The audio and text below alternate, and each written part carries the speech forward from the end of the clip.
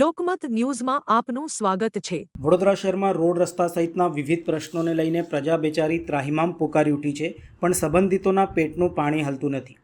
કમલાનગરથી લઈને દર્શનમ હાઈવે સુધી જે રસ્તો બન્યો છે તે ગાયત્રી કન્સ્ટ્રક્શનને 10-10ના એક વર્ક ઓર્ડર આપવામાં આવ્યો છે કે એક રોડ બનાવો, સાથે રોડની વચ્ચેના ડિવાઈડર બનાવવા। આ ડિવાઈડરનું કામ પૂર્ણ કરવાની મુદત ચોથા મહિનાની હતી, પણ 1/5/2026 સુધી આ રસ્તાનું કામ પૂર્ણ થયું નથી। હવે કયા કારણોસર આ કામ પૂર્ણ થયેલ નથી તે ખ્યાલ નથી। રસ્તાની વચ્ચે ડિવાઈડર બનાવવામાં આવ્યું છે, જેની વચ્ચે નીતિ પ્રમાણે ગાર્ડનની પીળી માટી ભરવાની હોય છે, છતાં પણ તેઓ દ્વારા માટી પૂરી નથી।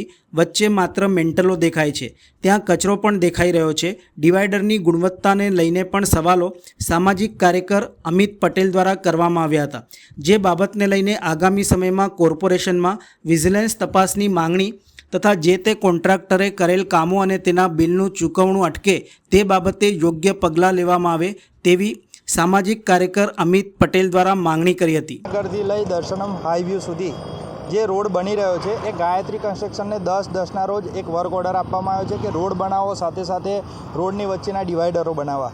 આ ડિવાઈડરનું કામ પૂર્ણ કરવાની મુદત એ લોકોની ચોથા મહિનાની હતી, પણ આજ સુધી આજે 1/5/2026 થઈ છે, પરંતુ આ રોડનું કામ પૂર્ણ થયેલ નથી। હવે કયા કારણોસર પૂર્ણ થયેલ નથી એ તો ભગવાન જાણે અને કોન્ટ્રાક્ટર જાણે અને સાથે સાથે ભ્રષ્ટ અધિકારીઓ જાણે। સાથે સાથે તેઓ દ્વારા એક આ ડિવાઈડર બનાવવામાં આવ્યું છે।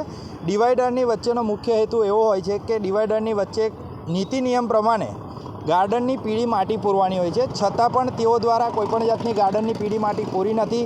વચ્ચે માત્ર ને માત્ર મેન્ટલો દેખાય છે, ત્યાં કોઈપણ જાતનું હોય છે, ત્યાં આગળ કચરું જોવા મળે છે। સાથે સાથે તેઓ દ્વારા જે ડિવાઈડરનું કામ કરવામાં આવ્યું છે તે ડિવાઈડરના કામની અંદર માત્ર ને માત્ર ભ્રષ્ટાચાર જો તે હાથથી તમે એ ડિવાઈડરને તોડો તો એ ડિવાઈડર તૂટી જાય તેવી પરિસ્થિતિમાં છે।